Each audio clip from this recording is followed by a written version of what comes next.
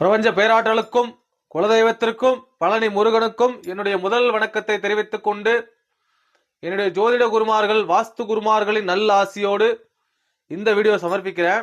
இந்த வீடியோவில் மறைவு ஸ்தானங்கள் என்று சொல்லக்கூடிய 3, 6, 8, 12 இவைகளினுடைய நன்மைகள் என்ன, அதன் மூலம் நடக்கக்கூடிய தீமைகள் என்ன அப்படின்றத பத்தி இந்த வீடியோல ரொம்ப தெளிவாகவே பார்க்க போறோம். வாங்க வீடியோக்குள்ள போலாம். இப்போ நம்ம இந்த 3, 6, 8 அப்படின்னு சொல்லக்கூடிய மறைவு ஸ்தானங்கள் கொஞ்சம் தீய பலனை கொடுக்கக்கூடிய ஸ்தானங்கள்னு சொல்லி நம்ம சொல்றோம். ஏன் சொல்றோம் அப்படின்றத பத்தி இந்த வீடியோல பார்க்க போறோம். இந்த டாபிக்கை இன்னைக்கு நான் வீடியோவை போடுறதுக்கு காரணம் என்னுடைய கிளைண்ட்ஸ் தான். என்னுடைய கிளைண்ட்ஸ் நிறைய பேர் வந்து பார்த்தீங்கன்னா நிறைய யூடியூப்ல நிறைய வீடியோக்களை பார்க்குறாங்க, ஜோதிட வீடியோக்களை பார்க்குறாங்க. 6, 8, 12 மறைவு ஸ்தானங்கள், அந்த ஸ்தானங்களில் போனாக்க எங்களுக்கு வந்து பாதிப்பு கொடுக்குது அப்படின்னு சொல்லி நிறைய யூடியூப்ல நிறைய ஜோதிடர்கள் பேசுகிறாங்க. அதோடைய உண்மை விளக்கம் என்ன அப்படின்னு சொல்லி சொல்லுங்க அப்படின்னு சொல்லி அவங்க சொல்லும் பொழுது நான் அவங்களுக்கு கிளைண்ட் கிட்ட சொல்கிறேன். அதை வந்து நம்ம எல்லாருக்குமே தெரியப்படுத்தணும் அப்படின்றதுக்காக தான் இந்த வீடியோ. இந்த வீடியோவை கடைசி வரைக்கும் ஸ்கிப் பண்ணாமல் பாருங்கள். உங்களுக்கு பல அற்புதமான தகவல்கள் இதில் கிடைக்கும். இதில் ஒரு ராசி கட்டம்னு எடுத்துக்கிட்டா நம்ம லக்னம் அப்படின்னு ஒரு பாயிண்ட் வச்சிருப்போம், ராசின்னு ஒரு பாயிண்ட் வச்சிருப்போம். சரிங்களா? இப்போ நான் இதுல மேசத்தை ராசியாவும் லக்னமாவும் நான் எடுத்திருக்கேன். உங்க ஜாதகத்துல எப்படின்னு நீங்க பாத்துக்கோங்க. இதுல பொதுவாக ஒரு கிரகம் மறையுமா அப்படின்னு கேட்டா எந்த கிரகமும் மறையாது.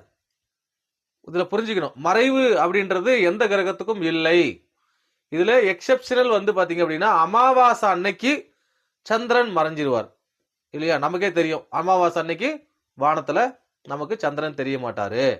ராகு கேதுக்கள் நிழல் கிரகங்கள், அவங்க எப்பவுமே மறைஞ்சுதான் இருப்பாங்க. ஸோ இவங்களை தவிர வேற எந்த கிரகங்களும் மறையாது. சந்திரன் கூட அந்த அமாவாசை அன்னைக்கு மட்டும்தான் மறையும், மற்றது என்னைக்குமே மறையாது. சரிங்களா? அப்ப ஏன் நம்ம மறைவு அப்படின்னு சொல்லி சொல்றோம் அப்படின்னா, இது ஆக்சுவலா மறைவுன்னு நம்ம எடுத்துக்க கூடாது. ஏன்னா எந்த கிரகத்துக்கும் மறைவு இல்லை. எக்ஸாம்பிளுக்கு நாம வந்து இந்த இடத்துல ஒரு ஆள் வந்து நின்றுக்காருன்னு வச்சுக்கோங்களேன். இந்த இடத்துல ஒரு ஆள் நிற்கிறார் இந்த இடத்துல. சரிங்களா? இங்கிருந்து பார்த்தா இந்த இடம் பூரா தெரியும் இல்லையா? இந்த இடம் பூரா தெரியும் இல்லையா? அப்போ இங்கிருந்து பார்த்தா இந்த இடமும் தெரியும், இங்கிருந்து பார்த்தா இந்த இடமும் தெரியும், இங்கிருந்து பார்த்தா இது எல்லா இடங்களும் தெரியும். அப்போ அவங்களுக்கு வந்து மறைவு அப்படின்றது ஒண்ணு கிடையாது. சரிங்களா? ஆனாலும் அதை நம்ம வந்து மறைவு ஸ்தானம், தீய பலன்களை கொடுக்கக்கூடிய ஸ்தானம்னு சொல்றோம் இல்லைங்களா? இப்போ அது எதுக்காக சொல்லப்பட்டது அப்படின்னா, ஒரு ஜாதகம் அப்படின்றது நம்மளுடைய வாழ்க்கை கலாச்சாரத்தின்படி கொண்டு வாங்க. ஒரு ஜாதகம் அப்படின்றது அவங்களுடைய வாழ்க்கை எப்படி இருக்கும் அப்படின்றத பத்தி தெரிஞ்சுக்கிறதுக்கு தான் ஜாதகம். சரிங்களா?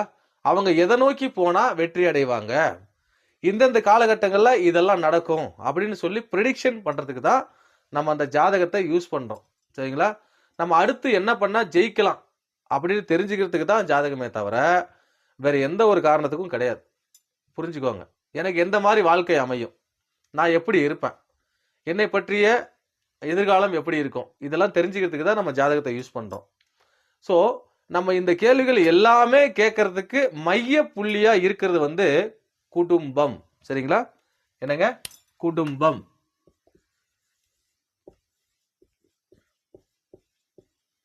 குடும்பம். சரிங்களா?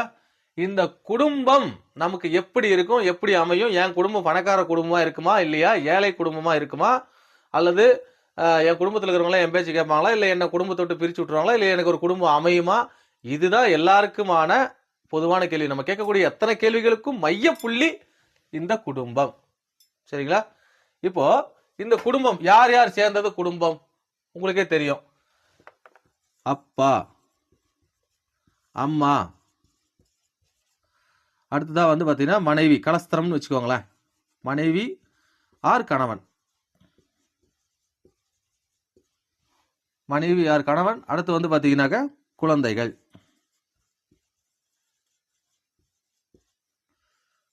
இவ்வளவுதான். இவங்கெல்லாம் சேர்ந்தது தான் குடும்பம். ஆமாவா இல்லையா?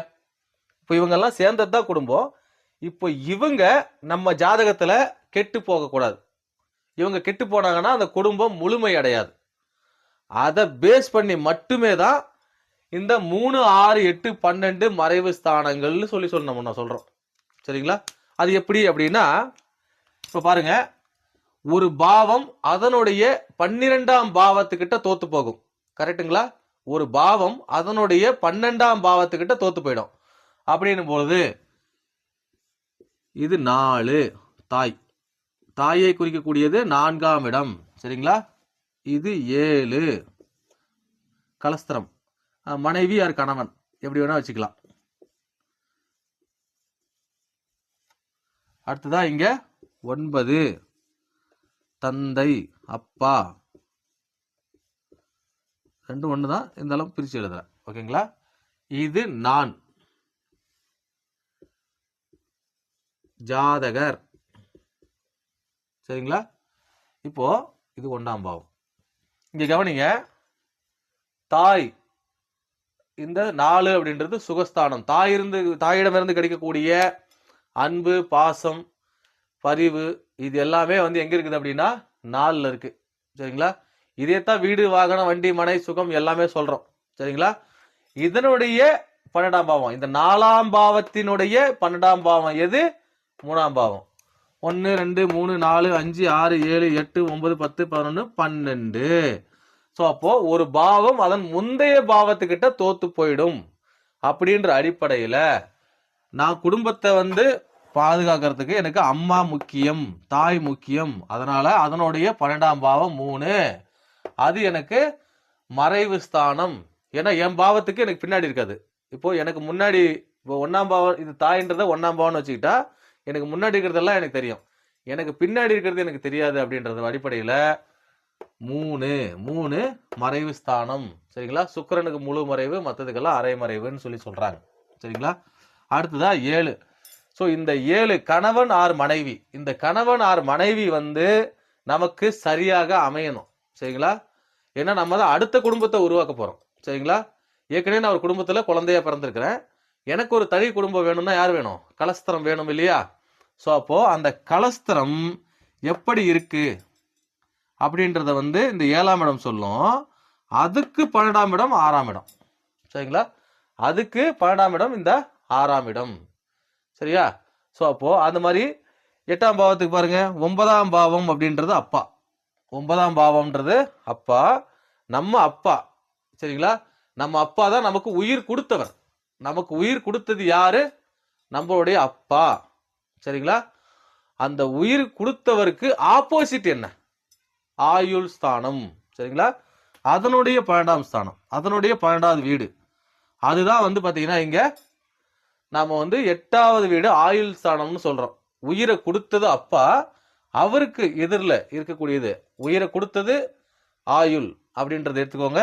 8ஆம் பாவம். சரிங்களா? இது 1ஆம் பாவம் ஜாதகர். இந்த 1ஆம் பாவம் அப்படின்றது நாமளே நமக்கு சரியில்லை. நாம ஒரு எக்ஸாம்பிளுக்காக சொல்றேன், ஒரு குடிகாரராவோ அல்லது ஒரு கடங்காரராவோ அல்லது ஊதாரியாகவோ அல்லது ஊரெல்லாம் கெட்ட பேர் வாங்குறவளாவோ நாம இருந்தோம் அப்படின்னா இவங்க 3 பேரும் நிம்மதியா இருக்க முடியுமா? தாய், தந்தை, கணவன் நிம்மதியா இருக்க முடியுமா? சரிங்களா? முடியாது இல்லையா? ஸோ அப்போ நாம எப்படி இருக்கோம் அப்படின்னு சொல்றதுதான் இந்த லக்னம். சரிங்களா? அந்த 1வது வீடுன்னு சொல்றது. அதுக்கு 12ஆம் பாவம். சரிங்களா? விரயம் பண்றது. சரியா? அதுதான் விரயம். 12ஆம் பாவம் விரயம். ஸோ இந்த கான்செப்டை பேஸ் பண்ணி தான் நாம வந்து இதை 3 6 8 12 மறைவு ஸ்தானங்கள்னு சொல்றோம். இந்த மறைவு ஸ்தானங்கள் அப்படின்றது மறைவு கிடையாது, நமக்கு தீமை செய்யக்கூடிய வாய்ப்பு உள்ள இடங்கள் அப்படின்னு சொல்லலாம். தீமை செய்யும்னு அர்த்தம் இல்லை, வாய்ப்பு இருக்கிற இடம் அப்படின்னு தான் சொல்லணும். சரிங்களா? அதுதான் சரியான வார்த்தையும் கூட. சரிங்களா? இப்போ 6ஆம் இடம் வேலை. வேலைக்கு போகலன்னா கணவன்கிட்டையும் மரியாதை இருக்காது, அப்பா கிட்டையும் மரியாதை இருக்காது, தாய்கிட்டையும் மரியாதை இருக்காது. சரிங்களா? 8ஆம் பாவம் எனக்கு வந்து பார்த்தீங்கன்னாக்கா ஒரு டாக்டர், வக்கீல், இது எல்லாமே 8ஆம் பாவம் தான். ஜோதிடர் கூட 8ஆம் பாவம் தான். சரிங்களா? ஸோ அப்போ திடீர் உயர்வு, திடீர் வளர்ச்சி, இது எல்லாமே எனக்கு 8ஆம் பாவத்தில் தான் இருக்குது.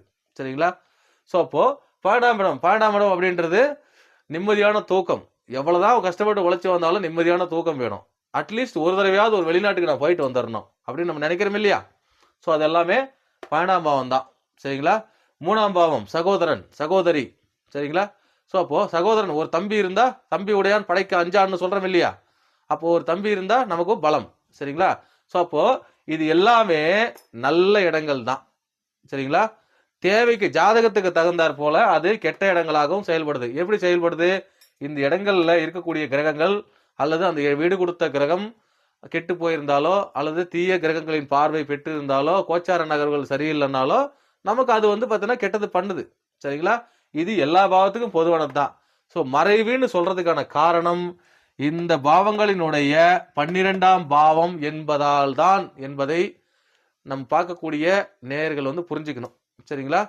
ஸோ ஒரு ஜாதகத்தை எடுத்தா எல்லாமே நல்லதாகவும் சொல்ல முடியாது, எல்லாமே கெட்டதாகவும் சொல்ல முடியாது. எல்லா நல்லதுலையும் ஒரு கெட்டது இருக்கும், எல்லா கெட்டதுலையும் ஒரு நல்லது இருக்கும். சரிங்களா? ஜாதகம் என்பது நம்ம வழி நடத்தி நம்ம அடுத்த கட்டத்துக்கு போறதுக்கு நான் என்ன பண்ணா நான் ஜெயிக்க முடியும் அப்படின்னு சொல்லி தெரிஞ்சுக்கிறது தான். எனக்கு என்ன வரும் என்ன வராது, நான் என்ன படிக்கலாம் என்ன படிக்கக்கூடாது அப்படின்னு தெரிஞ்சுக்கிறது தான். அப்படி தெரிஞ்சுக்கிட்டு அதுக்கேற்ற மாதிரி நம்மளுடைய வாழ்க்கையை நகர்த்தணும் அப்படின்னா நமக்கு நல்லது நடக்கும் அப்படின்னு சொல்லி நம்ம தெரிஞ்சுக்கிறதுக்காக நம்மளுடைய முன்னோர்கள் கொடுத்த ஒரு வரம் அப்படின்றது தான் இந்த ஜோதிடம். சரிங்களா? ஸோ இந்த விஷயம் உங்களுக்கு பயனுள்ளதாக இருந்திருக்குன்னு சொல்லி நான் நம்புகிறேன். சரிங்களா? இதில் ஏதாவது சந்தேகங்கள் இருந்தால் வீடியோவோட கமெண்ட்ஸில் நீங்கள் கேளுங்க, நான் கிளியர் பண்ணுறேன். சரிங்களா? ஸோ உங்களை அடுத்த ஒரு நல்ல கண்டென்ட்டில் நான் சந்திக்கிறேன். நன்றி.